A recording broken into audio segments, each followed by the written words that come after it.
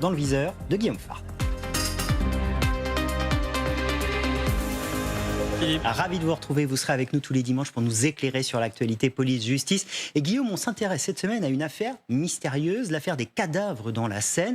Et on se pose une question assez simple ce dimanche.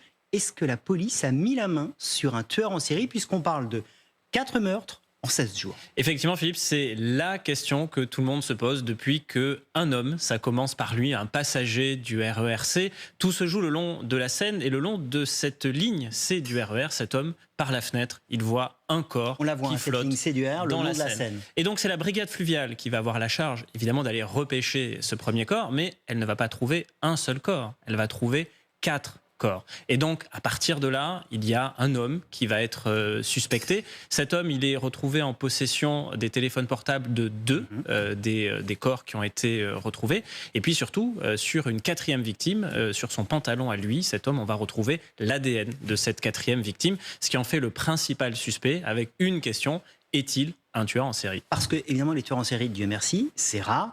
Ça répond à des critères très précis, c'est une dénomination très précise. Est-ce que là, on peut parler, oui ou non, de tueur en série? C'est la grande question. Alors, le tueur en série, c'est un concept plutôt américain. On dit serial killer. C'est le FBI qui, pour la première fois en 1979, essaie de stabiliser des critères. Des critères, il y en a 4, et depuis, ils sont universellement repris par les criminologues. Alors le premier critère, évidemment, c'est celui du nombre de victimes. À partir de combien de victimes on peut être considéré comme un tueur en série? À partir de 3 victimes. Et donc là, 4 corps, ça pourrait effectivement faire en sorte que ce premier critère serait rempli. Le deuxième critère, c'est celui de l'espacement entre les meurtres. Si vous êtes un terroriste qui commet ce qu'on appelle un périple meurtrier, il y a une sorte de continuité de l'action. Vous n'êtes pas un tueur en série. Les tueurs en série espacent les meurtres de plusieurs jours, plusieurs semaines, plusieurs mois, plusieurs années même, dans certains cas. Là, les meurtres sont échelonnés, vous l'avez dit, sur 16 jours. Et donc, ce deuxième critère pourrait être un critère rempli. Reste un troisième, le mobile. Un tueur en série n'est pas généralement quelqu'un qui tue pour de l'argent. Si vous prenez par exemple un tueur à gages qui tue lui pour de l'argent, ça n'est pas un tueur en série au sens des criminologues.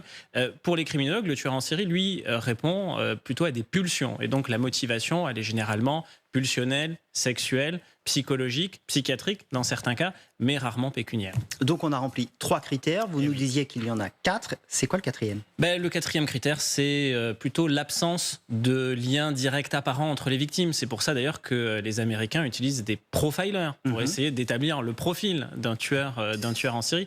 Si vous êtes Xavier Dupont de Ligonnès et que vous êtes soupçonné d'avoir tué votre famille, la liste des victimes est une liste plutôt finie, connu, en tout cas en l'état de nos informations, et donc vous ne rentrez pas vraiment dans la caractéristique du tueur en série. Le tueur en série va choisir ses victimes, alors ça peut être sur certains critères, mais c'est plutôt aléatoire. Là, on parle de critères qui seraient plutôt liés à l'orientation sexuelle des victimes, en tout cas c'est une des pistes qui est envisagée, et donc pour cette 4e raison, on pourrait, là encore, dire que ce serait un tueur en série si ce suspect était reconnu coupable. Et donc, effectivement, c'est la question suivante, c'est que va-t-il advenir de cet homme maintenant?